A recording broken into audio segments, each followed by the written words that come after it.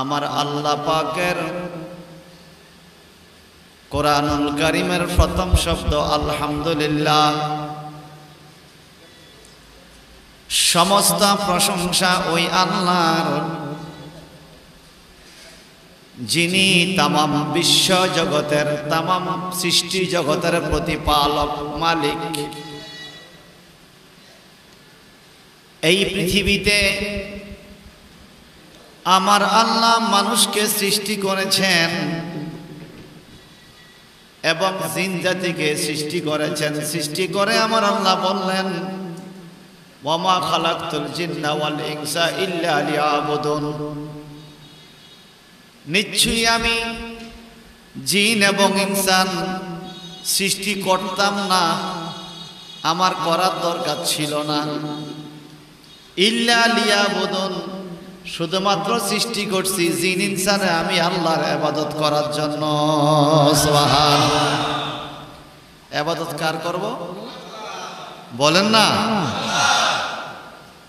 আল্লাহ তোমাদের কাজ হইল আমার ইবাদত করবা, আর কোনো কাজ নাই, কাজে আল্লাহর ইবাদত। এখন যদি বলেন হুজুর সারাদিন যদি আল্লাহর ইবাদত করি, ভাত খামো কোন সময়, ঘুমামো কোন সময়, খেতে কাজ করবো কোন সময়, ঠিক না? আমার নবীজি বলে, তুমি যদি ঈমানদার হও, তুমি যে জমিনে কাজ করবা এটাও তোমার ইবাদত। এটা কি? কারণ তুমি ফসল ফলাইতে গেছ। আমার নবীজি বলেন, ইসরাফিল ফেরেশতা বাঁশির মধ্যে ফু দিছে, এখন কিয়ামত হবে।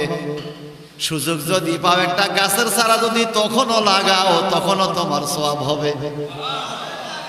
তাহলে ফসল লাগানো, গাছের চারা লাগানো, হ্যাঁ, শস্য উৎপাদন করা, এটাও আল্লাহর ইবাদত।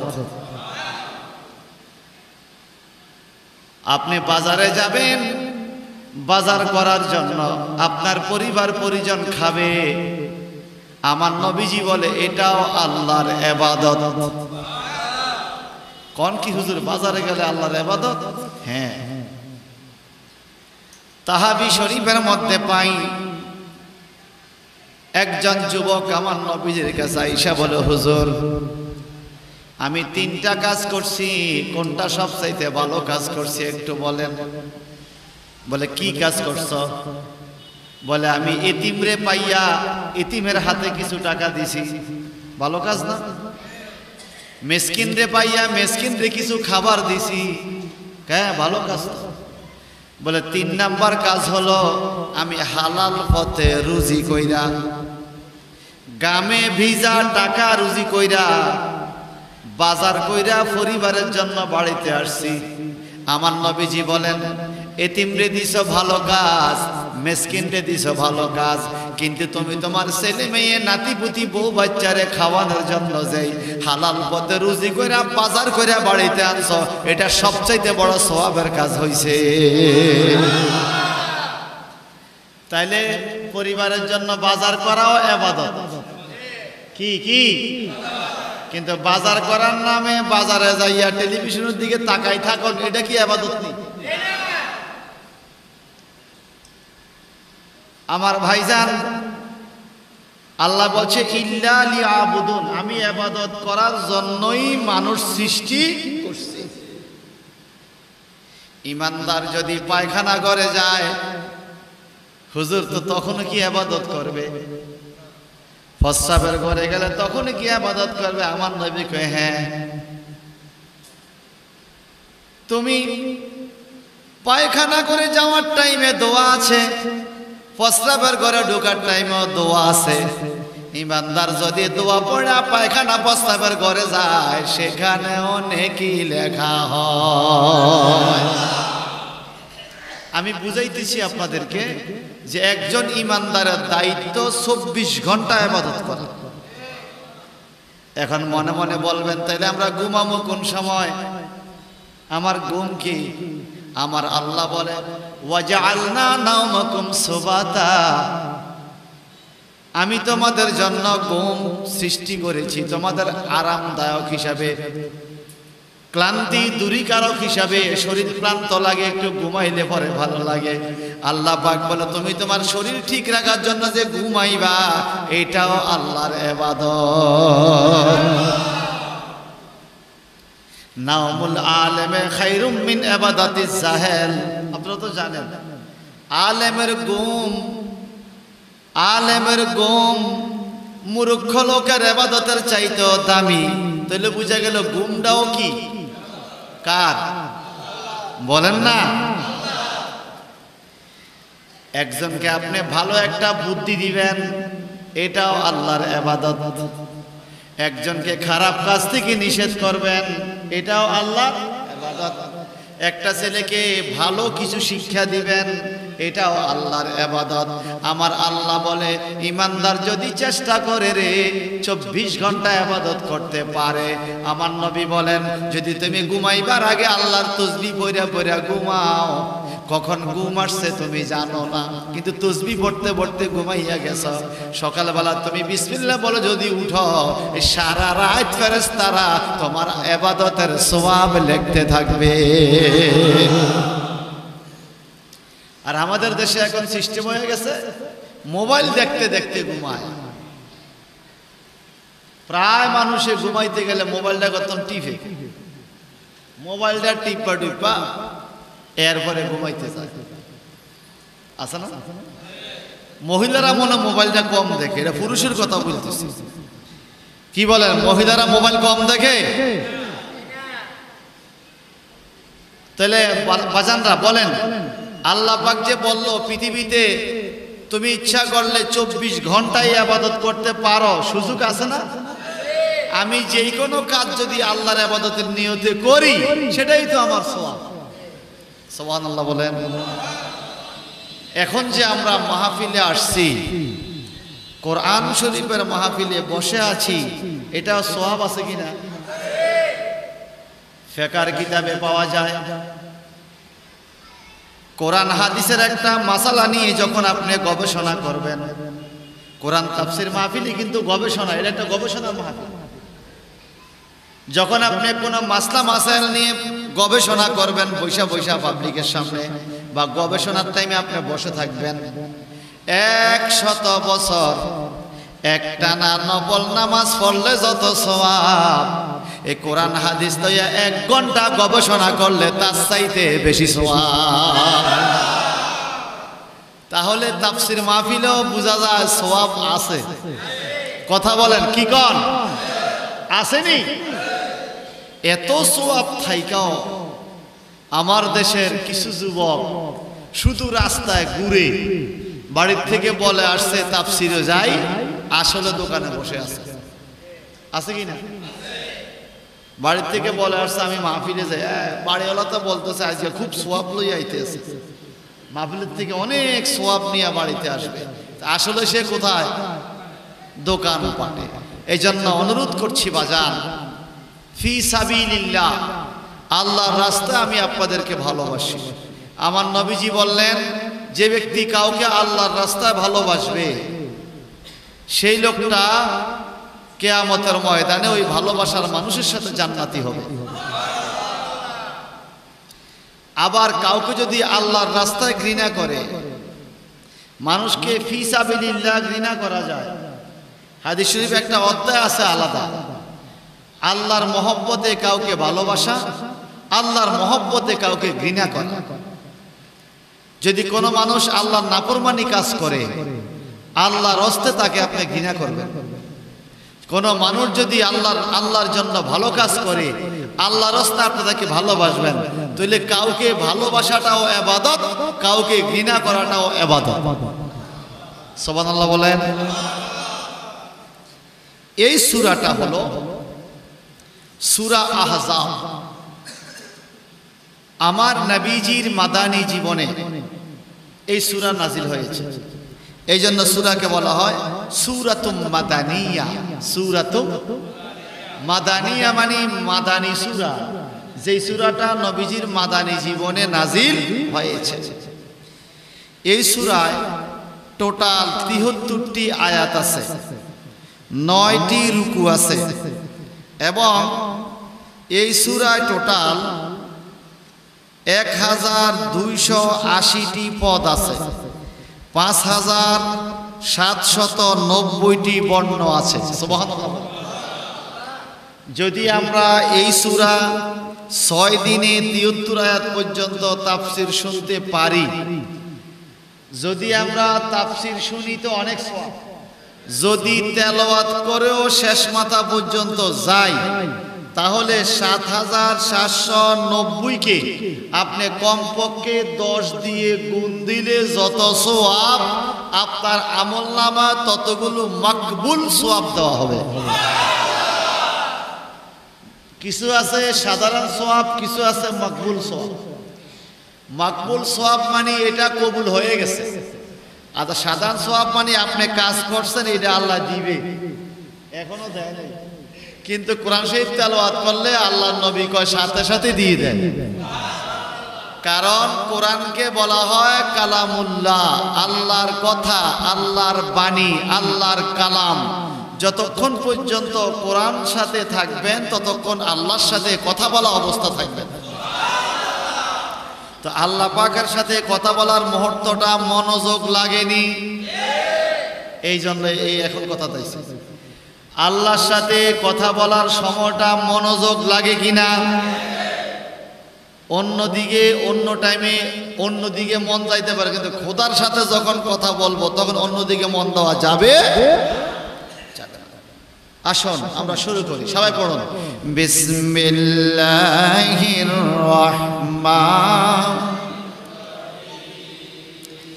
ইয়া আইয়ুহান নাবিয়্যুত্তাকিল্লাহ ওয়া লা তুতি'ল কাফিরিনা ওয়াল মুনাফিকিন।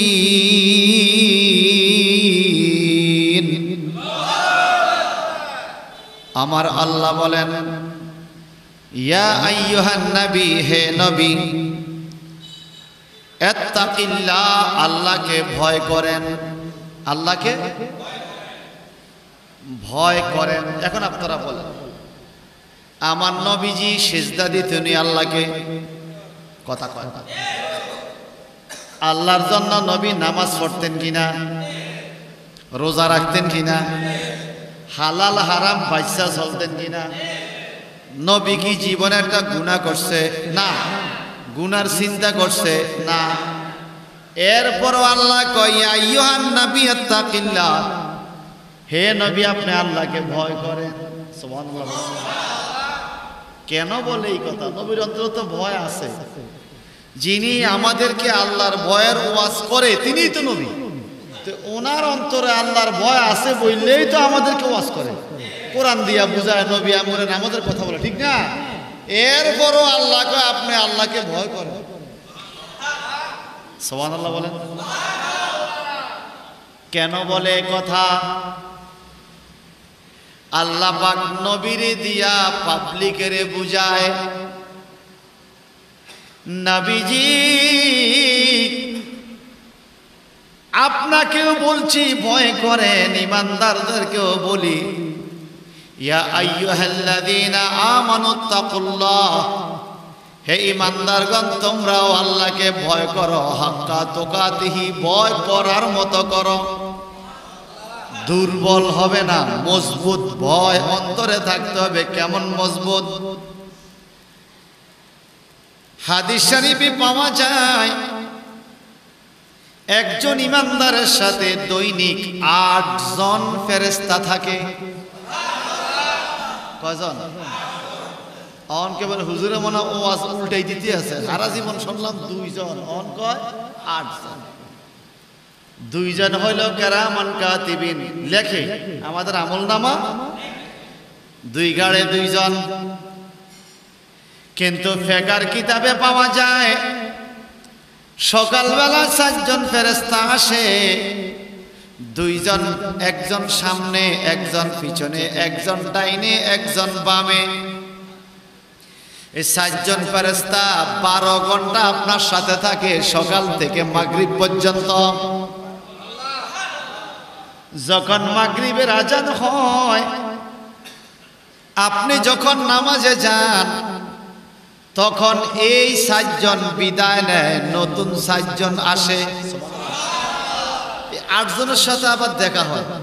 কি হয় বলেন না? দেখা হয়, এরা চলে যায়।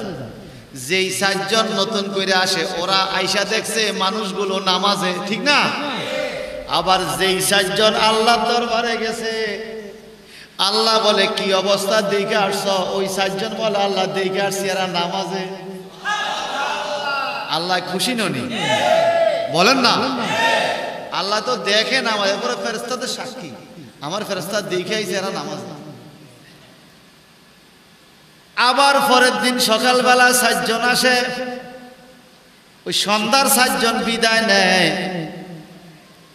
গেলে জিগায় তোমরা তাদেরকে কি অবস্থা পাইছো যাইয়া? ওই মাগরিবের টাইমে ওনারা বলে আল্লাহ আমরা যাইয়া দেখছি এরা নামাজে, তোমার সেজদা দেয়। তা আল্লাহ কয় ফেরেশতারা রে শোনো, তোমরা বলছো আল্লাহ মানুষ বানাইবার দরকার নাই, আমি একদল ফাটাইলাম আগে একদল পরে। আগের দলে আইয়া কয় সেজদা দেখে আইছে, পরের দলে যাইয়া দেখছে সেজদা। এই জন্যই আমি আমার বান্দাদেরকে সেজদার কারণে গুনাহ মাফ কইরা দে। আমার কথা বুঝতেছে? তাইলে সকালে 4 জন, বিকালে 4 জন, দৈনিক কজন? 8 জন। 8 জন ফেরেশতা আপনার কাছে আছে দৈনিক। এখন আসেন, এই মোহাম্মদপুর গ্রামে একজন লোকের চারদিকে যদি 7 জন পুলিশ দাঁড়াইয়া থাকে গাও গিসা, আর 2 জন পুলিশকে যদি বলে এক চোখ লাড়বো, মনে মনে কিছু ভাববো, তোরাকে লিখবি মামলাটি, তোমরা লেখবা, আমরা পাহারা দিতেছি। এই 7 জন আর 2 জন 6 জন পাহারাদার যদি আপনার কাছে থাকে, আপনি কোনো অন্যায় করতে পারবেন? বলেন না? পুলিশের ডরে চোখের বাইল বাতা বালাইতেও চিন্তা করব, এখন লেখি পালে, ঠিক কিনা? এবার বলেন, লক্ষ লক্ষ পুলিশের চাইতেও আল্লাহ পাকের একজন ফেরেশতার ইজ্জত সম্মান পাওয়ার কম না বেশি? এরকম 7 জন ফেরেশতা 4 জায়গায়, 2 জন কান্দে, মোট 6 জন ফেরেশতা। সারা দিনে রাত্রে দিনে 10 জন ফেরেশতা হয়, হিসাব করলে এই যে 8 জন 10 জন ফেরেশতা আমাদেরকে পাহারা দিতেছে, এরপরও আমরা কি অন্যায় করি না? কেমনে করি? মনে হয় আমারে কেউ দেখে না। কি বলেন? আমাকে কেউ আসলে দেখেনি, বলেন না? আমার নবীজি বলেন, ইত্তাকিল্লাহ, আল্লাহর ভয় করার জন্য আল্লাহ বলেছে শুক্রবার দিনে ইমাম সাহেব যখন মসজিদে যায়, ইমাম সাহেব এখনো মিম্বরে বসে নাই, খুতবা শুরু করে নাই। আজান দেওয়ার সাথে সাথে রহমতের ফেরেশতারা জান্নাতি কাগজ লইয়া মসজিদের দরজা দাঁড়ায়। যে প্রথম ঢুকে তার নামটা আগে লেখে, যে দ্বিতীয় ঢুকে তার নামটা এরপরে লেখে। এইভাবে নামগুলো লিখতে লিখতে যখন খুতবার আজান হইয়া যায়, ইমাম সাহেব যখন মিম্বরে দাঁড়ায়, ফেরেশতারা লেখা বন্ধ কইরা মুসল্লিদের পাশে বৈশা বৈশা ইমাম সাহেবের খুতবা শুনে। তাইলে শুক্রবার দিনে আবার এক্সট্রা ফেরেশতা আসে। আপনারা আমার কথা বুঝতেছেন? এমনি তো আসে 7 জন, মোট 8 জন, 2 কান্দে 2 জন। শুক্রবারে আবার আলাদা আলাদা একদল ফেরেশতা আসে। কে আগে মসজিদে যায় তার নাম আগে লিখতে হইব, কে পরে যায় তার নাম সিরিয়ালে সেভাবে লিখবে, ঠিক কি না? আমাদের দেশে শুক্রবার দিনে দেখবেন কিছু কিছু মুসল্লি আজানের আগেও চলে আসে মসজিদে, আবার কিছু কিছু মুসল্লি আজান দিলে খুতবার আগেই আইসা সুন্নত পড়ে, আগে আইসা বসে থাকে, আছে না? আবার কিছু মুসল্লি দেখবেন সমাজে এরা প্রত্যেক জুমায় আসে পরে দাঁড়ায় পিছনে, বাইর হয় আগে। আছে কি? এই মুসল্লিদের নিয়ত খারাপ। কি খারাপ? এরা আসবে পরে, বাইরে হইব আগে। এরা আসে পরে কোন রকম পিছের কাতারে, সালামটা ফিরাইতে দেরি, হে আর মসজিদে থাকে। এরকম কিছু মুসল্লি এই গ্রাম নাই মনে হয়। এবং এই মুসল্লিরা দেখবেন এভরি ফ্রাইডে, প্রত্যেকটা শুক্রবারেই তার অভ্যাস একই রকম। ওই লাগবেন লোক এই কড়াই আইয়ে পরে বাইরে আগে। ইমাম সাহেব খুতবা দেয়, ওয়াজ করে, তো ওই মসজিদের বাইরে ঘুরে কথা কয়, আড়ে। ইমাম সাহেব যখন আল্লাহ করবো তখন আয় দাঁড়ায়, সালাম ফিরাইবার পরে আবার বাইরে হয়, আড়ে ঘুরে। যদি সে সালাম ফিরাইবার পরে বাড়িতে যাইতো, কোনো কাজ করতো, তো মন্ডারে বুঝাইতো কোনো কাজ করে, ইচ্ছা করে বাইরে যায়, রাস্তায় হাঁটে ঘুরে, কোনো কাজ নাই। এরকম কোনো মুসল্লি নাইও। এরা হলো উদাসীন। কি উদাসীন? নিজের প্রতি নিজের কোনো মায়া নাই, নিজের প্রতি নিজের কোনো মহব্বত নাই, নিজের দেহের প্রতি নিজের কোনো টান নাই। আমার দেহটা যে আল্লাহ বানাইলো, হক আদায় করতে হবে, এই কোনো খবর নাই। এই জন্য আমার আল্লাহ বলে, ইত্তাকিল্লাহ, আল্লাহকে ভয় করো। যাদের অন্তরে আল্লাহর ভয় আছে বাজান, এরা কোনোদিন নামাজ বাদ দিতে পারে না। যাদের অন্তরে আল্লাহর ভয় আছে ভাই, এরা কোনোদিন নারীদেরকে বেপরদা চালাইতে পারে না। যাদের অন্তরে আল্লাহর ভয় আছে, এরা কোনোদিন মদ খাইতে পারে না। যাদের অন্তরে আল্লাহর ভয় আছে, এরা কোনোদিন গাঞ্জা খাইতে পারে না। যাদের অন্তরে আল্লাহর ভয় আছে, এরা কোনোদিন নেশা করতে পারে না। যাদের অন্তরে আল্লাহর ভয় আছে, এরা কোনোদিন গীবত গাইতে পারে না। যাদের অন্তরে আল্লাহর ভয় আছে, এরা কোনোদিন চুগলখুরি করতে পারে না। যাদের অন্তরে আল্লাহর ভয় আছে, এরা কোনোদিন পরের জায়গা পরের টাকা মারতে পারে। এখন বলবেন হুজুর, আমগো সমাজে তো এই পাপটি আছে, কি কর? নেশা করেন না লোক? যদি থাকে আমরা কইন আছে, না থাকলে কইেন নাই। নেশা করার মতো লোক, নামাজ পড়ে না এমন লোক, বেপরদা চলে এমন মহিলা, গীবত গায় এমন মানুষ, চগলখুরি পরনিন্দা করে এরকম মানুষ, সমাজে এক মহিলা আরেক মহিলার চুল ছিঁড়ে পারে লাগ পাইলে এরকম মহিলা আছে কিনা? আবার দেখা গেছে নামাজিও আছে, রোজাদারও আছে। আমাদের অভ্যাস হলো এরকম। কিরকম? এই বোতলের পানি স্বচ্ছ পরিষ্কার, পানি খাওয়ার 6টা সুন্নত পদ্ধতি আছে। কয়টা? আমরা তো পাইলেই খাই। পানি খাওয়ার নিয়ম আছে 6টা। আপনি পানি প্রথমত দেখে খাবেন, না দেখে পানি খাবেন না। দেখলে যদি দেখেন পানির মধ্যে একটা ময়লা আছে, আপনি কি খাবেন? বলেন না। খাবেন? ফালাইয়া নতুন কইরা পানি লিয়ে খাবেন। সরি। এরপরে পানি ডান হাতে খাবে, পানি দেখিয়া খাবে, পানি 3 ঢোকলে খাবে। প্রথম ঢোকল একটু খাবে, দ্বিতীয় ঢোকল খাবে, আবার এরপরে আরেক ঢোক, 3 ঢোক খাবে। পানি বৈশা খাবে, পানি ডান হাতে দইরা খাবে। এইভাবে 6টা নিয়ম আছে পানি খাওয়ার। যদি পানি 6 নিয়ম মাইনা খাইতে পারো, এই পানি তোমার শরীরের উপকার হবে।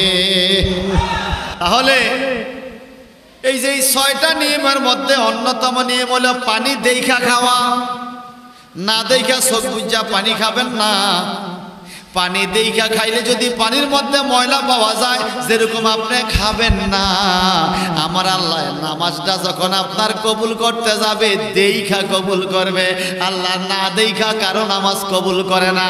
পানির মতো পরিষ্কার করে দেখবে এই নামাজির আমলে সুদ আছে কিনা, ঘুষ আছে কিনা, বেপরদা আছে কিনা, চগলখুরি আছে কিনা, গীবত আছে কিনা, পরনিন্দা আছে কিনা, পরের জায়গা দখল করছে কিনা, পরের টাকা খাইছে কিনা, ঘুষ খাইছে কিনা, সুদ খাইছে কিনা, মিথ্যা কথা বলে কিনা, ফাহিশা কথা বলে কিনা, নবী রাসূলের বিরুদ্ধে কথা বলে কিনা, এইভাবে পানির মতো যাচাই করে আমার আল্লাহ কবুল করবে। নইলে নামাজ পড়তে পারবেন মগর কবুল হবে। কথা বুঝে আসতেছে? এখন আমার এই তাফসিরে যদি কারো গায়ে যায় কথা পড়ে, এটা কি দোষ আমার না আপনার নিজের? বলেন না। আমি তো জানি না সমাজে কে চগলখুরি করে, কে গীবত গায়, কিন্তু কোরআন তাফসিরে যেহেতু আসছি কথা বলতে হবে আমলের নিয়তে, হেদায়েতের। আল্লাহ তুমি আমাদের সবাইকে হেদায়েত দান করো। তাহলে আমাদের ইবাদত হইতে হইবে পানির মতো পরিষ্কার করে, নাকি? আরে বলেন না, পানির মতো। আবার কিছু সুফি লোক দেখবেন এতে এত ভালো, ওনার চাইতে ভালো মানুষ সমাজে মনে হয় একজনও নাই, খুব ভালো, কিন্তু দোকানের মধ্যে বইলে ও এইবার এটার বিরুদ্ধে গীবত গা, তার বিরুদ্ধে গীবত গা, এতে ভালো না, ও ভালো না, ও ভালো না, ব্যাগ ভালো, এই একজন আছে কিনা এরকম? আল্লাহ তুমি আমাদেরকে সত্যিকার ভালো মানুষ হওয়ার তৌফিক দাও। তাহলে ভয় করবো কাকে? এজন্য আল্লাহ বলেন, ইয়া আইয়ুহান নবী ইত্তাকিল্লাহ, হে নবী আপনি আল্লাহকে ভয় করেন। এই জন্য আমার নবী উম্মতকেও আল্লাহর ভয় শিখাইয়া গেলেন। আল্লাহ পাক সূরা আহজাবের প্রথম আয়াতে এবার আমার নবীকে বলেন, ওয়ালা তুতিল কাফিরিনা ওয়াল মুনাফিকিন, আপনি কাফেরদের কথা আর মুনাফিকদের কথা শুনবেন না, তাদের কথা কর্ণপাত করবেন না। কাফেররা কত কথা বলবে, মুনাফিকরা কত কথা বলবে, এগুলো আপনি শোনার দরকার কেন? ইন্নাল্লাহা কানা আলিমান হাকীমা,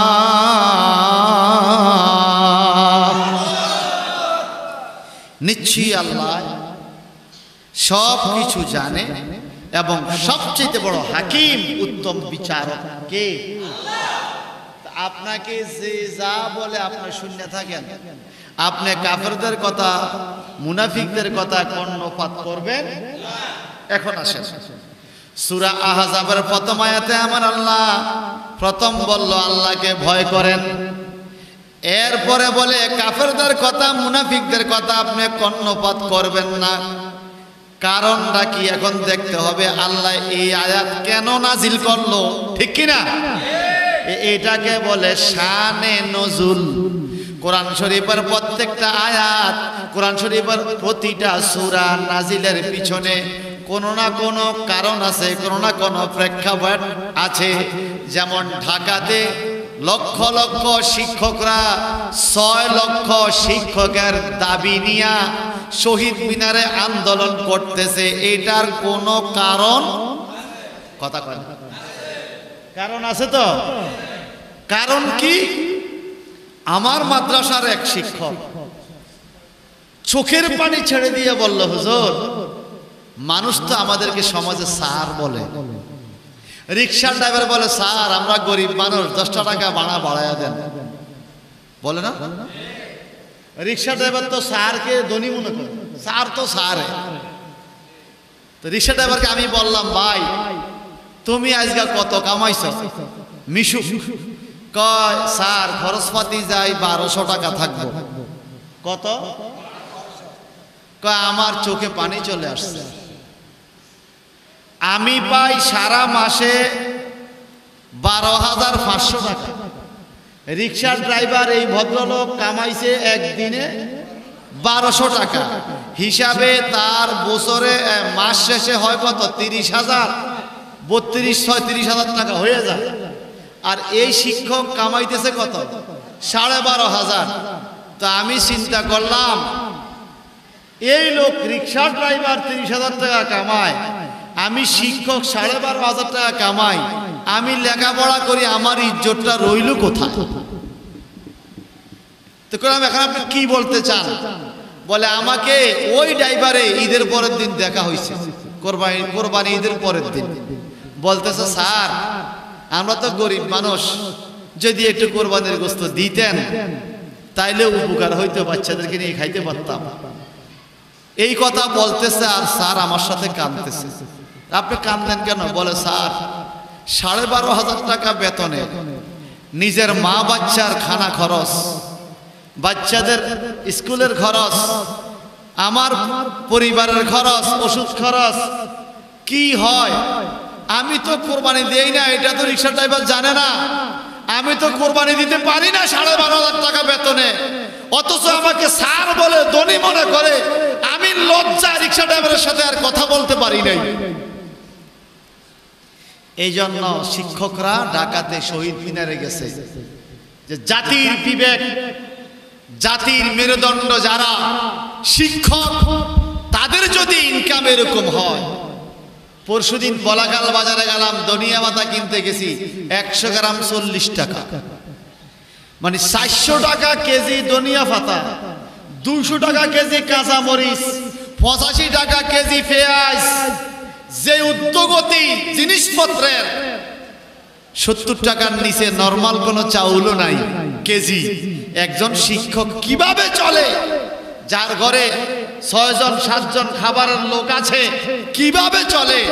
আজকে শিক্ষকরা ঢাকাতে খালি প্লেট হাতে নিয়ে শিক্ষা উপদেষ্টার কাছে গেছে, তবুও তাদের মন গলে না। এই দেশে বালিশের নামে বাজেট হয় কোটি টাকা, মন্ত্রণালয়ে বালিশ উঠবে, কোটি টাকা বাজেট হয় বালিশের ভাড়া। 100 বাঘ সুন্দরবনে বাঘ গণবে, সেই বাঘ গণার জন্য বাজেট হয় প্রায় 100 কোটি টাকা।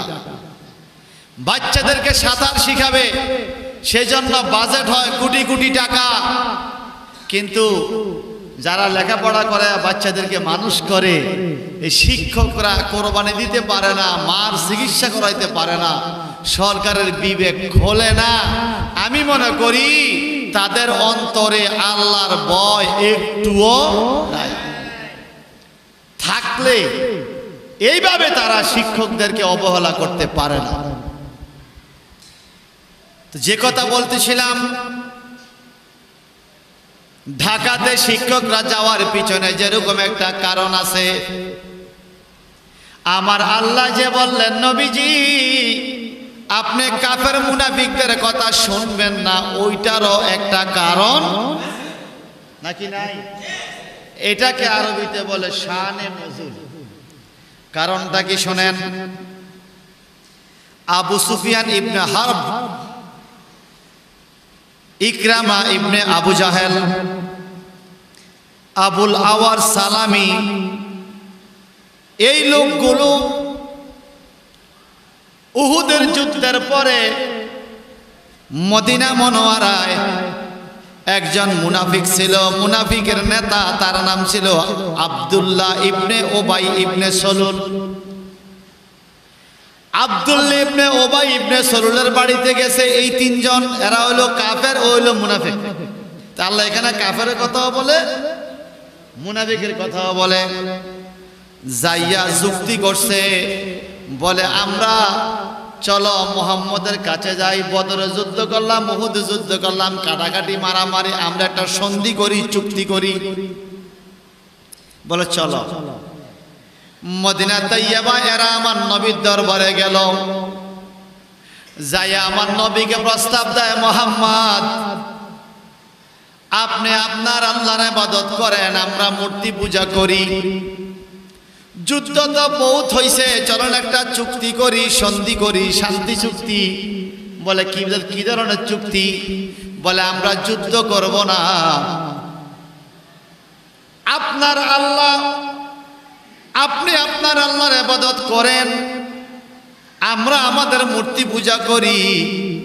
আপনি আমাদের মূর্তির ঘরে যাইয়া আমাদের পূজার মধ্যে অংশগ্রহণ করবেন, আবার আমরা আরেক সপ্তাহ আইসা আপনার ঘরে মসজিদে আপনাদের ইবাদতে অংশগ্রহণ করব, নাইলে তো আর বেজাল হয় না। কি সুন্দর একটা যুক্তি দিছে। এটা শান্তির কথা। তো কি কর, আরে কর না, শান্তির কথা না। তাইলে আর কোনো বেজাল বেজাল। আমার আল্লাহ কা খবরদার বন্ধু, ওয়ালা তুতিল কাফিরিনা ওয়াল মুনাফিকিন, এই কাফের আর মুনাফিকদের কথা আপনি কান দিবেন। এরা যেই যুক্তি লই আইছে এটা মুসলমানদের জন্য মানায়। কোনটা? বলে আপনি মূর্তির সামনে যাবেন, ওরা আবার মসজিদে আসবে। আপনি মূর্তির সামনে গেলে ওটা শিরক হবে, ওরা মসজিদে আসলে আপনার মসজিদ নাপাক হইয়া যাবে, ঠিক না? কারণ মুশরিক মুনাফিক কাফের এরা তো নাফাক, এত তো ঈমান নাই। তো নাফাক মানুষ কি মসজিদে ঢুকতে পারেনি? আপনি মূর্তির সামনে গেলে শিরক হয়ে যাবে, এরা আবার মসজিদে আসলে মসজিদ নাপাক হয়ে যাবে। এই কথার দরকার নাই, আপনি ওদেরকে একটা বুঝ দিয়া তাড়াতাড়ি বাগান। এই কথা মানা যাবে যাবে না। আল্লাহ বলে এই কথা শুনবেন না, কিন্তু বর্তমানে এই কথা মানেন না লোক তো আছে। আরে কথা কয়, এই দেখেন আমি এই সূরার ব্যাখ্যায় কোরআনুল কারিমে আল্লাহ পাক আরেকটা সূরা দিছে। ওই সূরার নাম হলো সূরা কাফিরুন। কি নাম? সূরা কাফিরুন আমার আল্লাহ নাজিল করলেন। কোরআন শরীফের এক সূরার আয়াত আরেক সূরার আয়াতে আল্লাহ নিজেই তাফসীর করে। এটাকে বলে আত-তাফসীরুল কোরআনুল কারীম বিল কোরআনিল কারীম। কোরআন দিয়া কোরআনের ব্যাখ্যা। আল্লাহ পাক এই কাফের মুশরিকদের যুক্তির বিরুদ্ধে আমার আল্লাহ কোরআন শরীফে আরেকটা স্বতন্ত্র সূরা নাজিল করছে, সূরা কাফিরুন। সূরা কাফেরদের জন্য, কাফেরদের কথা বুঝাইবার জন্য আল্লাহ পাকের বাণী। কি আল্লাহ বলে, কুল ইয়া আইয়ুহাল কাফিরুন, নবী আপনি বলেন হে কাফেররা, লা আ'বুদু মা তা'বুদুন, তোমরা যার ইবাদত করো আমি তার ইবাদত করি না।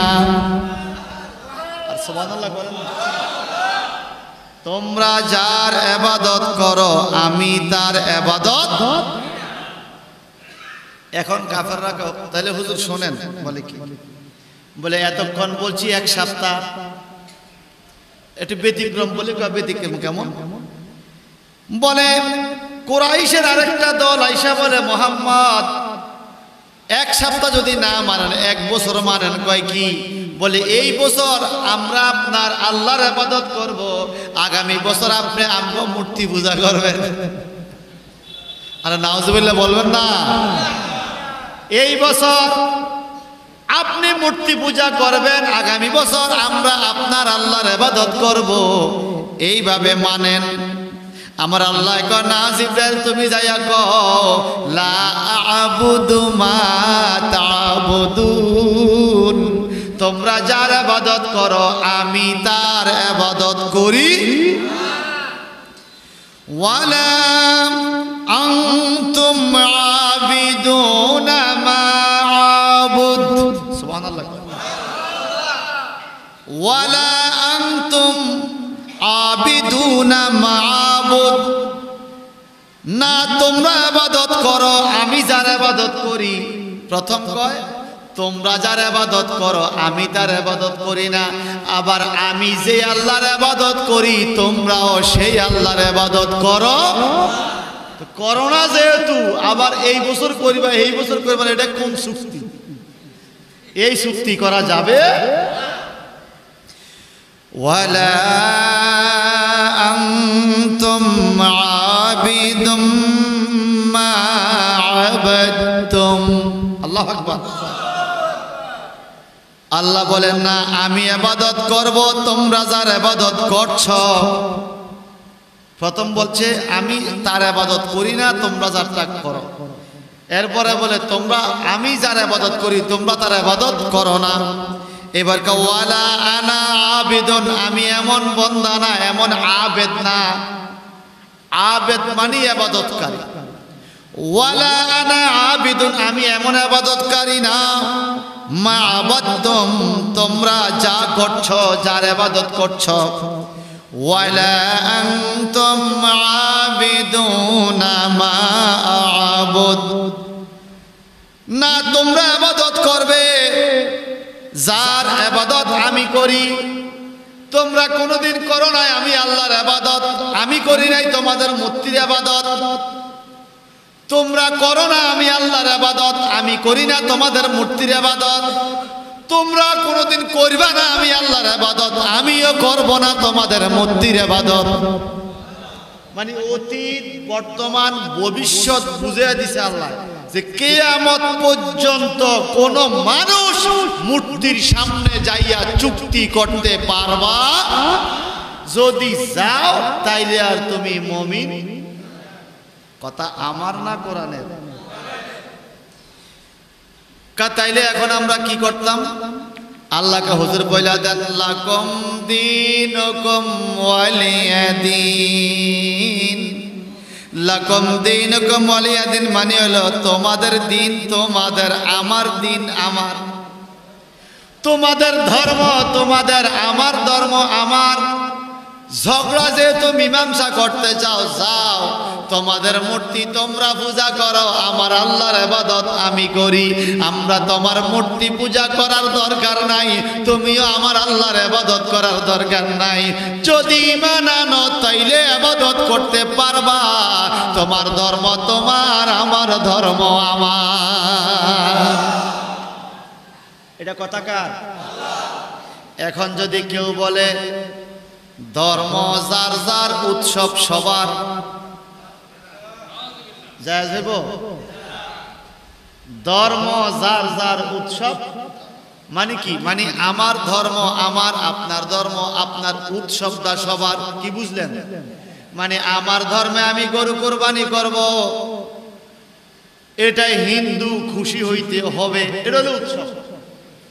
আবার হিন্দুরা মূর্তি পূজা করবে, মুসলমান খুশি উদযাপন করবে, এটা হলো উৎসব। তাইলে কি আর ঈমান থাকবে? থাকবে? কিন্তু বড়ই পরিতাপের বিষয়, বড়ই আফসোসের বিষয়। কি জন্য, কেন, কোন তাবিজে ঘুরাইয়া আলেম সমাজকে মূর্তির কাছে নিয়ে যায়, আমরা এটা বুঝি না। কোরআনের এই আয়াতগুলো কি বাদ হয়ে গেল? নাউজুবিল্লাহ। কোন কথা কি পাওয়ার জন্য, কেন ওখানে যাইয়া গীতা পড়তে হবে? আবার এমন ভাবে গীতা পড়ে হিন্দু মহিলারা আবার উলু উলু ধ্বনি দেয়। উলু উলু ধ্বনি কেন দেয় আপনারা জানেন? মানে আকর্ষণীয় কোনো কিছু যখন মাহফিলে আমরা বলি তখন আপনারা সুবহানাল্লাহ বলেন না, তাকবীর দেন না। হিন্দুরা যখন পূজার মধ্যে তাদের ধর্মের আলোচনা করে, আকর্ষণীয় কিছু যখন তাদের ঠাকুরে বলে তখন তারা কি দেয়?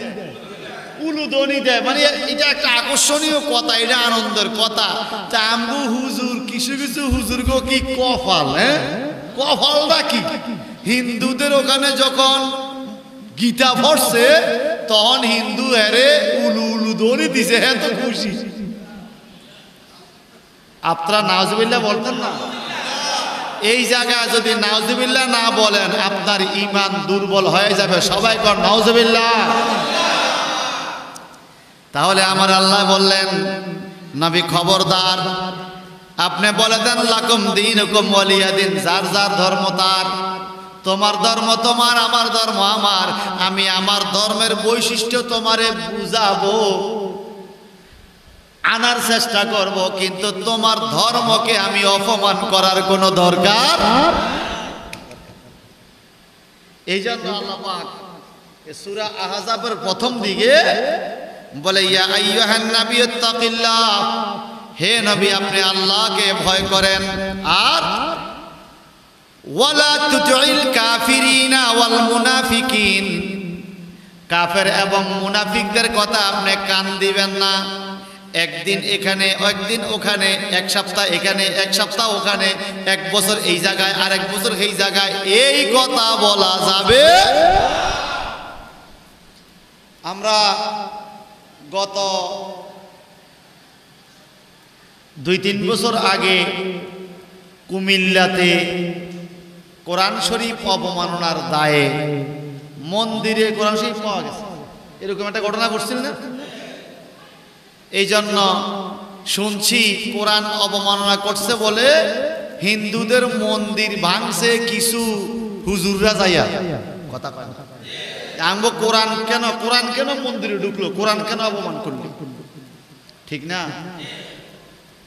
এখন আপনি বলেন, এটা তো ফাতা, ওই কোরআনের ফাতা না, কিন্তু মুসলমানের অন্তরে কোরআন আসেনি। আর কথা কয় না। তো আপনি যে অন্তরের কোরআন লইয়া এখন মন্দিরে ঢুকলেন, অন আমাদের বিচার কে করবে? বুঝেন নাই? কোরআন কি অপমান হয় নাই? এখন হয় নাই অপমান? কত নম্বর জাহিল হইলে বলতে পারে আপনাদের পূজার মধ্যে অংশগ্রহণ কইরা আমি আল্লাহ শুকরিয়া আদায় করতেছি। আয় হায় রে, কি রে করে একটা সালাম শোটাম, কোন জায়গায় আল্লাহ শুকরিয়া আদায় করবো এটাও বুঝে না। আমরা কোরআন শরীফের মাহফিলে আইসা আল্লাহ শুকরিয়া আদায় করছি, কোন আলহামদুলিল্লাহ। এখন যদি মন্দিরে যাইয়া এই কথা কই, আমরা গো মন্দিরে পূজাতে অংশগ্রহণ কইরা আমি আল্লাহ শুকরিয়া আদায় করছি, এটা কি শুকরিয়া না? এটা হলো ঈমান হারা কথা। কি কথা? আর আপনারা এখন যে ওয়াজ শুনতেছেন, আপনারা এটা বলবেন না যে কোনো জ্ঞাতি কোনো গোষ্ঠীকে উদ্দেশ্য করে এই কথা বলা না। আমি আমার কোরআন শরীফে যেটা পাইছি সেটা বল, ঠিক কিনা? আমার নবীজি বললেন, আখিরি জামানায় আমার উম্মতের মধ্যে এক শ্রেণী আসবে যারা মূর্তি পূজাদের কাছে যাবে, মূর্তি পূজকদের সাথে মিশে যাবে। আমার নবী বললেন, আমার উম্মতের মধ্যে একদল আলেম বাইর হবে যারা মূর্তি পূজকদের সাথে মিশে যাবে, এদের ঈমান থাকবে না। আমার নবী 15 বছর আগে যেই হাদিসের ইঙ্গিত দিয়া গেছে, আল্লাহ পাক 15 বছর আগে এই সূরা আহজাবের মধ্যে আয়াতে কারিমার যে ইঙ্গিত দিয়া গেছে, 15 বছর পরে এটা আমরা বাস্তব দেখতেছি। ঠিক না বে ঠিক? হ্যাঁ, ঠিক না বে ঠিক? আমরা যদি ঠিক নাও কর, দেখলাম তো আমরা ঠিক না কইল বাজার, ওই যে বললাম পানি যেরকম পরিষ্কার, ইবাদত হইতে হবে এরকম পরিষ্কার। আপনি বগলের নিচে ইটটাকে নামাজ পড়বেন, এই নামাজ তো হবে না, ঠিক কিনা? ইসলামের প্রাথমিক যুগে মুসলমানরা মূর্তিটারে কুতির তলে লইয়া নামাজে খাড়াইতো, বগলের তলে লইয়া নতুন নতুন মুসলমান বগলের নিচে ইট লইয়া নামাজে দাঁড়াইতো। ইসলামের প্রাথমিক যুগে আল্লাহ পাক কোরআনের আয়াত নাজিল করলেন, নবী গো, ইসলামের প্রাথমিক যুগে এরা মুসলমান হইছে কিন্তু মূর্তির মায়া ছাড়তে পারে নাই। আপনি ফরের নামাজে যখন যাবেন, রুকুতে যাওয়ার আগে আবার হাত উঠাইবেন, এটাকে বলে রাফিয়া দাইন। রুকুতে যাওয়ার আগে হাত তুললে রুকুতে যাবেন, এবং মুসল্লিদেরকে বলবেন আপনার মতো করে যেন হাত তোলে। তো মূর্তি লই দাঁড়াইছে, তো যখন নবীজি রুকুতে যাওয়ার আগে আবার হাত তুলছে, এইবার হাত তুলে যায় মূর্তি সব পইড়া শেষ, মূর্তি ভাইয়া গেছে। কথা বুঝছেন? এটা কেন করছে? যে আল্লাহর ইবাদত হইতে হইব স্বচ্ছ পরিষ্কার, ঠিক কিনা? সমস্ত শিরক বেদাত কুলুষিত মুক্ত। আল্লাহর ইবাদতের মধ্যে শিরক চলবে না, বেদাত চলবে না, নাজায়েজ হারাম কিছু চলবে না। সুতরাং কোরআনুল কারীম মূর্তির ঘরে রাখলে যেরকম কোরআনের অপমান হয়, কোরআন পড়নেওয়ালা কোনো ভাই যদি মূর্তি পূজারদের সাথে সেখানে মিশে যায়, আনন্দের মধ্যে সুখের মধ্যে ভাগাভাগি করে, সেখানেও কোরআনের অপমান। ভাই সাহেব, তারা আল্লাহ পাকের বাণী, ওয়ালা তুতিইল কাফিরিনা ওয়াল মুনাফিকিন। নবীজি, আপনি কাফের মুনাফিকদের কথা শুনবেন না। কেন? আমার আল্লাহ বলেন, ওয়াত্তাবি' মা ইউহা ইলাইকা মির রাব্বিক। ওই কে কি যুক্তি দিল, কে কি মত দিল, কে কি চুক্তি লইয়া আসলো, এত দিকে আপনার তাকাইবার দরকার নাই। আপনার মাওলা আপনাকে যেই কোরআন দিছে, ওহী দিছে, আপনি ওহী লইয়া থাকেন। আল্লাহ মুসলমানদের কি বলে যে তোমরা কি কম আছে? তোমার সাথে আল্লাহ আছে, তোমার সাথে রসুল আছে, তোমার সাথে ফেরেশতা আছে, তোমার জন্য জান্নাত আছে, তোমার নামাজ আছে, তোমার রোজা আছে, তোমার জন্য আসমান জমিনের কুল কায়নাতের খবর দেওয়ার কোরআন আছে। তুমি কোরআন ছাইরা কার পিছে দৌড়াও? আমার আল্লাহ পাক বলেন, ওয়াত্তাবি মা ইউহা ইলাইকা মির রাব্বিকা। নবীজি, ওই যে মুনাফিকরা কাফেররা বলতেছে 1 বছর তাদের ইবাদত করবেন, 1 বছর তারা আপনার আল্লাহর ইবাদত করবে, আপনি তাদের কথা শুনবেন না, বরং আমি আল্লাহ যেই কোরআন আপনাকে দিছি, আপনি কোরআনের অনুসরণ করেন। কোরআনে ইবাদতের অভাব নাকি অভাব আছে? কোরআনে কি নামাজের কথা নাই? রোজার কথা, হজ যাকাতের কথা, পর্দা পশিদার কথা, হালাল হারামের কথা, টোটাল কুল কায়নাত কিভাবে পরিচালনা হবে, কিভাবে হচ্ছে, আপনার দুনিয়া এবং আখিরাত শান্তি করার জন্য যা যা প্রয়োজন এই কোরআনে আছে না নাই? আল্লাহ বলে, নবী গো, এই সুন্দর কোরআন, এত সুন্দর বাণী, এত দামি উত্তম কিতাব পালাইয়া অন্যদিকে যাওয়ার দরকার নাই। ওয়াত্তাবি মা ইউহা ইলাইকা মির রাব্বিক। আপনার প্রতিপালক আপনাকে যেই ওহীগুলো দিছে, আপনি এটার অনুসরণ করবেন। সুবহানাল্লাহ। ইন্নাল্লাহা কানা বিমা তা'মালুনা খাবীরা। আমার আল্লাহ বলে, হে লোকেরা, হে লোকেরা, আমার বন্ধুরে আইছো তোমরা যুক্তি দিতা, 1 বছর এখানে 1 বছর ওইখানে। শোনো শোনো, ইন্নাল্লাহা কানা বিমা তা'মালুনা খাবীরা। তোমরা যে যেইখানেই সেই আমলই করো, আমার আল্লাহ সব খবর জানে। তোমরা দুনিয়া শান্তির লেগে চুক্তি করবা, ভিতরে ভিতরে কুবুরি রাখা, আল্লাহ সেই খবর নাকি জানে না? দুনিয়াবাসীকে দেখাইবার জন্য কত কিছু আমরা করি, কথা কন, লোক দেখানো কত কিছু। সামনাসামনি, ভাই আব্দুল্লাহ জীবন দি ফেলামো, হুজুর আমি আব্দুল্লাহ জান দি ফেলামো, আপনি আমার লোক। ফিসে ফিসে আবার আপনি এর গিরা কাটেন, এর ক্ষতি করেন বা হে আপনার ক্ষতি করে। এরকম আমাদের সমাজে চলেনি। আল্লাহ কি করি করিস না। কেন? বিমা তা'মালুনা খাবীরা। খবর মানে খবর, কত যা করস, গোপনে ওপেনে, সামনে পিছনে, আলোতে আধারে, সব খবর আমি আল্লাহ তো জানি জানি। আবার তোর 2 কান্দে ফেরেশতাও দিয়া রাখছি, তাৎক্ষণিক লিখে ফেলে। কি করে ফেলে? লিখে না? লেখে না? লেখার কথাটা কেন আসছে শোনেন। মেশকাতুল মাসাবিতে হাদিসে পাইলাম, আমার আল্লাহ আদম নবীর সৃষ্টি করলেন। সৃষ্টি করার পরে আদম নবীর ভিতরে রূহ দিলেন। রূহ দেওয়ার পরে আদম নবী হাসি দিছে। কি দিছে? প্রথম হাসি।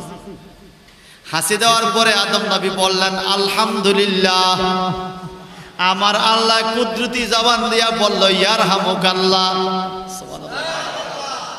এই আমগোদাশা করে আমরা হাসি দিলে দোয়া পড়ি না, আবার যিনি হাসি শুনবেন উনি ইয়ারহামুকাল্লাহ বলে কিনা।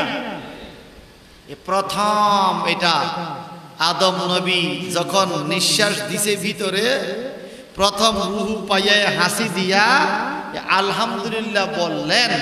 আর আমার আল্লাহ বলে দিলেন ইয়ারহামুকাল্লাহ, আদম আজকের থেকে শুরু।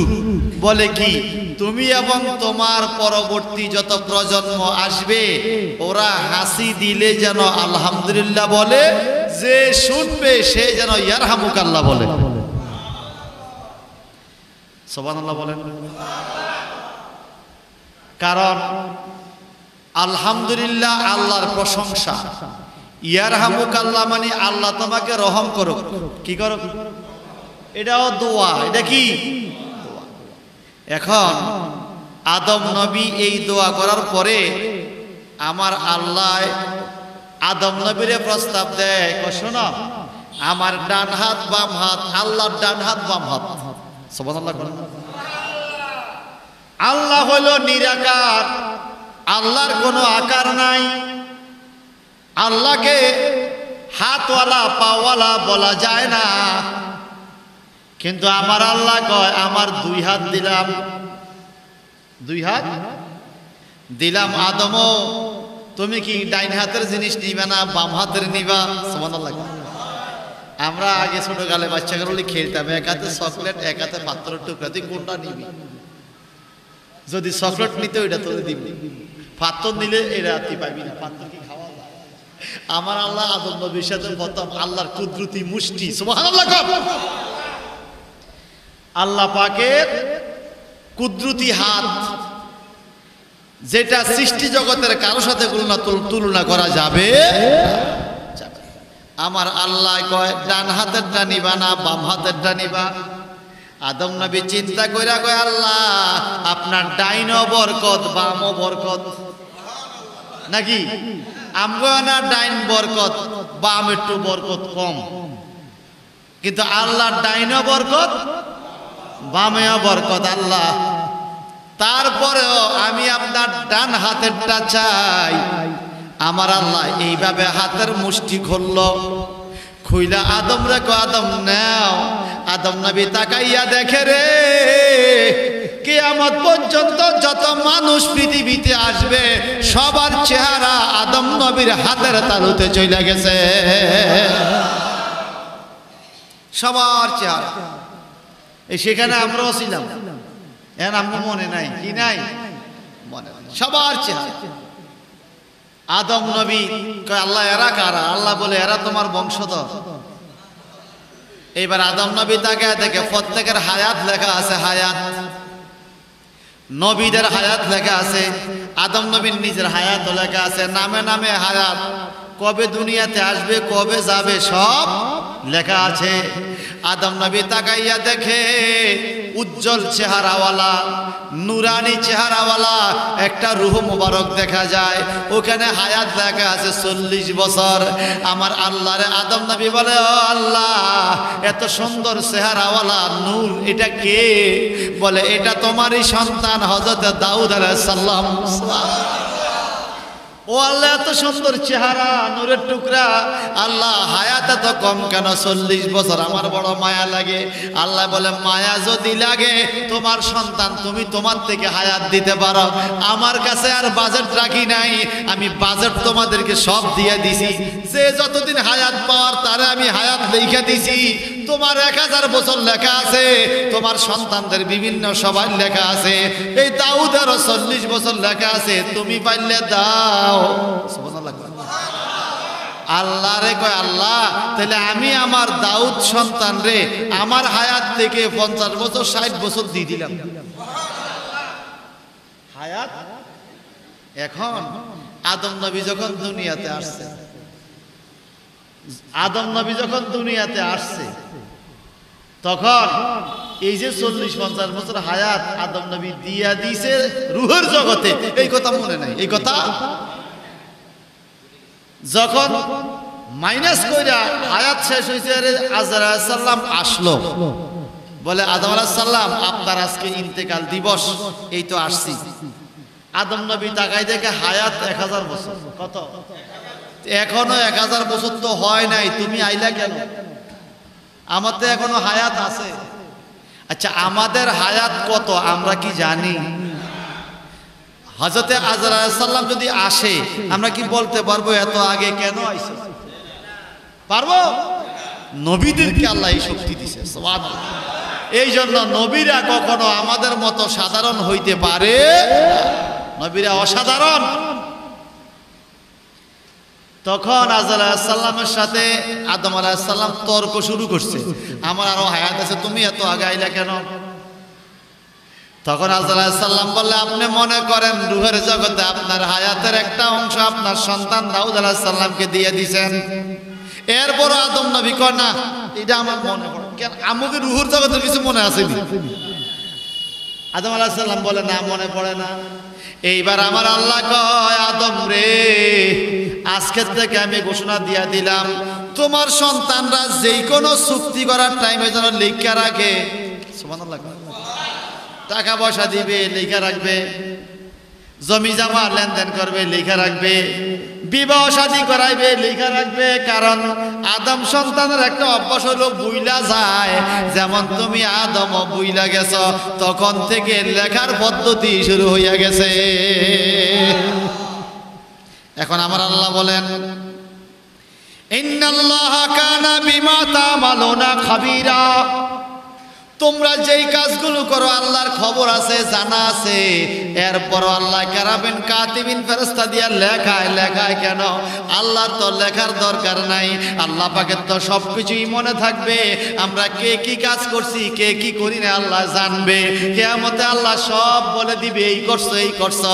এরপরে আল্লাহ আরেকজন দিয়া লেখায় কেন? লেখাইবার কারণ হলো কোন মানুষ কিয়ামতে অস্বীকার করতে চাইলে আল্লাহ আমি এটা করি নাই, আল্লাহ আমি ওটা করি নাই, তখন আল্লাহ এই আপনার আমার লেখা ডায়েরি বাইর করবে।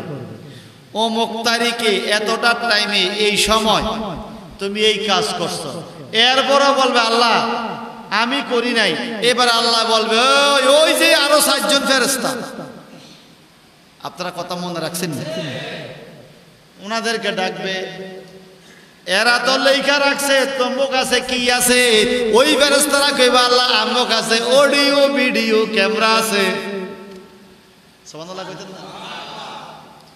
এখন যে সিসি ক্যামেরা সব কইয়া দেয়, এই ফেরেশতারা অডিও ভিডিও তখন চালু করবে। এই কেমনে আরেকজনের নাইকেল গাছ ওইটা ডাব পারছ, কেমনে আরেকজনের ক্ষতি করছ, আরেকজনের জায়গা দখল করছ, তুমি কিভাবে কোন শুরুতে গেছ, সব যখন তোমারে দেখাইয়া দিবে তখন আর জবাব থাকবে। বলেন ওই মুহূর্তে আমরা সাহায্যকারী হিসাবে কাউকে পাবো? পাবো না। নিজেদের আমল নিজেরাই জবাব দেওয়া লাগবে। এটা ধরে শরীফ আল্লাহুম্মা কেন কারণ গেছে কেমন হয়?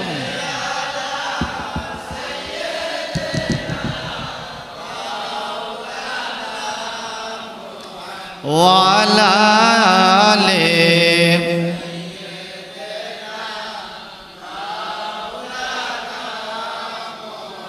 আর মোহাম্মদ আল্লাহুম্মা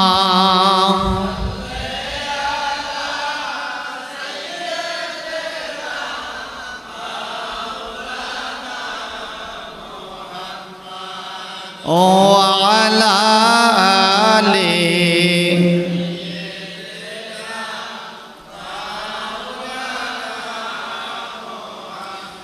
লা ইলাহা ইল্লাল্লাহ ওয়া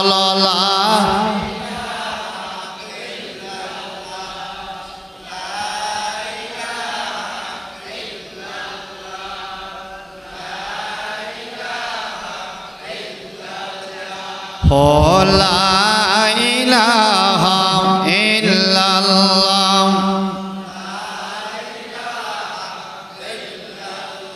জোরে জোরে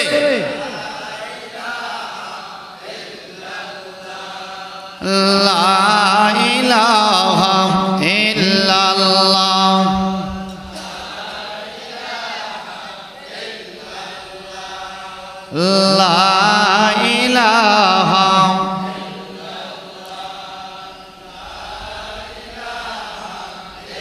লা ইলাহা ইল্লাল্লাহু মুহাম্মাদুর রাসূলুল্লাহ সাল্লাল্লাহু আলাইহি ওয়াসাল্লাম। তাইলে বাজান, এর থেকে আমরা বুঝলাম আমার আল্লাহ সব খবর রাখে, আবার সব লেখাও, যেন আমরা কথা অস্বীকার করতে না পারি। উপায় নাই, ফাঁকি ঝুঁকি দুনিয়াতে দেওয়া যায়, কিয়ামতে ফাঁকি দেওয়ার কোনো সুযোগ। কারণ কি জানি, আমি যেই হাত দিয়ে অন্যায় করছি, আমার হাত আমার বিরুদ্ধে চলে যাবে, হাতের জবান খুলে যাবে, হাত আমার বিরুদ্ধে সাক্ষী দিবে, আমার পা, আমার অঙ্গ প্রত্যঙ্গ আমার বিরুদ্ধে সাক্ষী দিবে। এমনকি যেই মুখ দিয়া কথা বলতেছি, এই মুখটা পর্যন্ত আমার বিরুদ্ধে চলে যাবে। বাইরে এই দুনিয়াতে সত্য মিথ্যা, হালাল হারাম না বাচ্চা চললা লাভটা কি? যাদের জন্য করলাম ওই আত্মীয় স্বজন আমার দূরে সরে গেল, যেই দেহের জন্য করলাম এই দেহের নাক চোখ হাত পা আমার বিরুদ্ধে চলে গেল, তো আমি কার জন্য এত কিছু করলাম? কেউ তো আমার পক্ষে রইল না। তাইলে আমার নিঃশ্বাস থাকতে নিজের বুঝ নিজে বুঝার দরকার আছে না নাই? এরপরও আমরা বুঝতে চাই, আসলে আমরা বুঝি কিন্তু মানি না। আচ্ছা আপনারা বলেন তো, আরেকজনের সম্পদ জোর করিয়া খাইলে যে পাপ, এটা কি আমরা বুঝি না? বুঝি কিন্তু কি করি না, মানি না। নামাজ না পড়লে গুনাহ, এটা আমরা বুঝি, এটার আবার ওয়াজ লাগে। এই দেশে কে বুঝে না নামাজ না পড়লে গুনাহ? সবাই বুঝে নামাজ পড়তে হবে, নামাজ না পড়লে গুনাহ। যেই ব্যক্তি নামাজ পড়ে না উনিও বুঝে ভাই নামাজ ভালো কাজ, ঠিক না? আমি তো করি না, আমি গুনাহ করতেছি। নামাজ না পড়লে গুনাহ, যে পড়ে না সেও বুঝে কিন্তু মানে না। মানলে তো পড়ত, মানলে। এটা হলো একজনের গাদ্দারি, আল্লাহর সাথে গাদ্দারি, রসুলের সাথে গাদ্দারি, কোরআন হাদিসের সাথে গাদ্দারি। আমি জানি সুদ খাইলে পাপ, এরপরও খাই, মানে কি আমি মানি না। আমি যেমন আপনার ভাইয়ের আর আপনার জমি লইয়া ঝামেলা হয়েছে, দরবারিরা ভাগ করে দিয়ে খুঁড়া দিয়ে গেছে, এখানে আপনি কইতেছেন খুঁড়া দিয়েছেন ঠিক আছে, কিন্তু আমি মানি না, এটাকে বলে গাদ্দারি। কি কয়?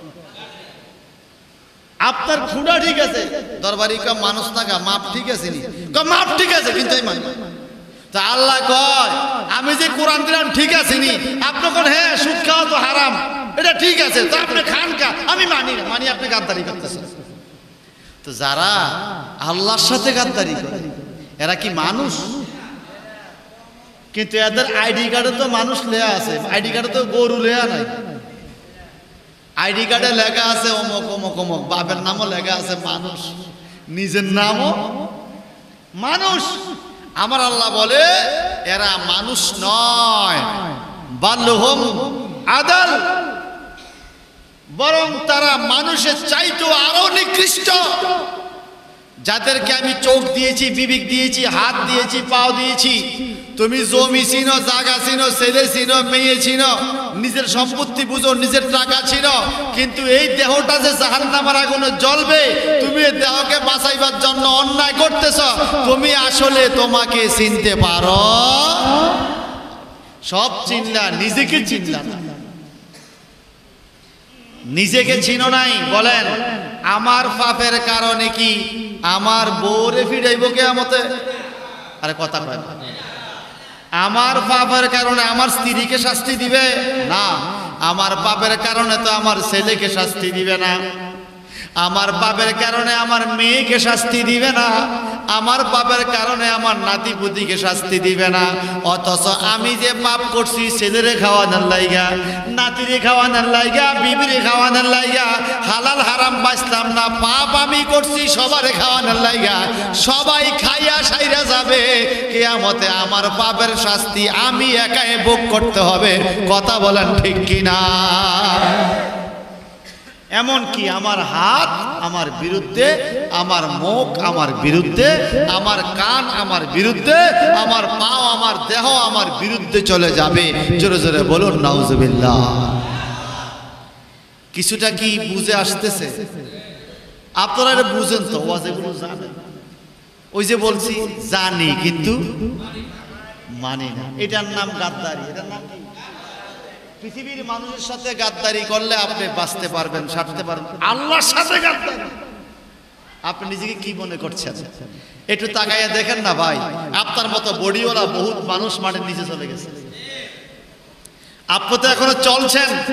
আপনার কম বয়সী বহু মানুষ সাদা কাফনের ভিতরে ঢুকে গেছে, আপনি এখনো হাঁটতেছেন।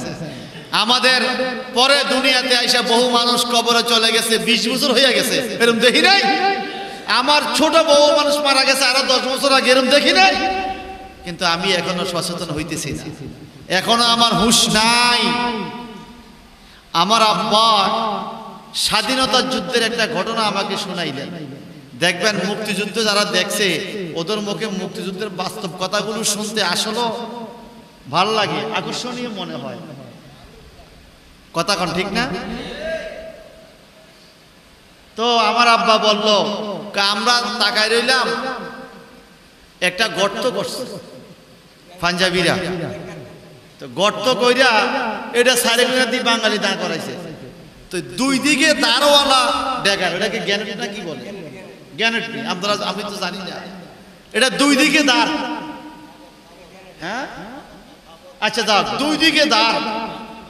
তো এখানে যে দাঁড়াই রয়েছে, আপনি দাঁড়াইছেন সিরিয়ালে। তা আমার আব্বা কইলো, আরে এখন এতারে গাই দিয়ে ফালাই দিছে লাথি দিয়ে, মরা পর্যন্ত উপরে রাখে না, গাই দিয়ে খাতাত ফালাই দেয়, জিন্দায় ফালাই দিচ্ছে।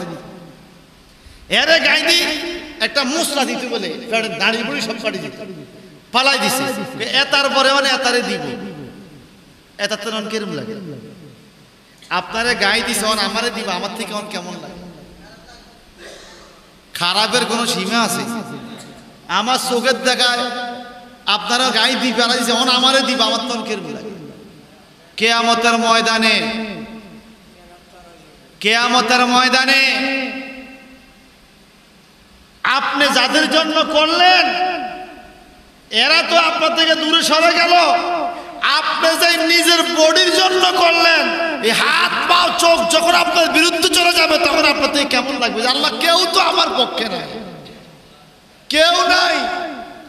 আমার আল্লাহ বলেন, যদি তোমায় আমার ইবাদত করতে, আমার শরীয়ত মতো চলতে, আমার ভয় অন্তরে রাখতে, অল্প 2 দিনের দুনিয়ার মায়া না করতে, পরকালের ভয় অন্তরে রাখতে, আজকে তোমার এই বিপদ হইতো না। একটু জোরে জোরে গান সুবহানাল্লাহ, আরো জোরে গান সুবহানাল্লাহ। আমার আল্লাহ বলেন এই জন্য, ইন্নাল্লাহা কানা বিমা তা'মালুনা খাবীরা। নিশ্চয়ই আল্লাহ তোমরা যে যে আমল করো সকল খবর আল্লাহ রাখে। আল্লাহর চোখ ফাঁকি দেওয়ার কোনো সুযোগ। তোমরা কারো কথা শুইনা শিরকি কাজে যাইও না, বেদাতি কাজে যাইও না, হারাম কাজে যাইও না। কোনো কিছু পাওয়ার জন্য দল পাকাইতে যাইয়া কারো লগে মিশো না। কেন? ওয়াতাওয়াক্কাল আলাল্লাহ। দুনিয়াতে খাবার দাবার, রাজনীতি, অর্থনীতি, সমাজনীতি, ক্ষমতা, সমস্ত কাজে তুমি ভরসা রাখবা আল্লাহর উপরে। কার উপরে? ওয়াতাওয়াক্কাল আলাল্লাহ। তাওয়াক্কুল মানে কি? ভরসা। গতকাল বাইরে হওয়ার টাইমে কোন জানি আল্লাহর উপর তাওয়াক্কুল। ওয়াতাওয়াক্কাল আলাল্লাহি ওয়া কাফা বিল্লাহি ওয়াকিলা। আমার আল্লাহ বলেন, ওয়াতাওয়াক্কাল আলাল্লাহ। নবীজি, এই যে মুনাফিক কাফেররা আপনার কাছে আইসা প্রস্তাব দিল, আপনি 1 বছর মূর্তি পূজায় যাইতেন, তারা পরের বছর মসজিদে আপনার ইবাদত, আল্লাহর ইবাদত করবে। আবার এক সপ্তাহ তাদের, এক সপ্তাহ আপনার। এই প্রস্তাব আপনার রাজি হওয়ার দরকার নাই। কে আইলো কে না আইলো ওটা দেখার দরকার নাই গো, বরং ওয়া তাওয়াক্কাল আলাল্লাহ, আপনি আল্লাহর উপর ভরসা রাখেন। ওয়া কাফা বিল্লাহি ওয়াকিলা, নবী আপনি এটা হিসাব রাখেন, ব্যবস্থাপক হিসাবে, ওয়াকিল হিসাবে, গার্ডিয়ান হিসাবে আল্লাহ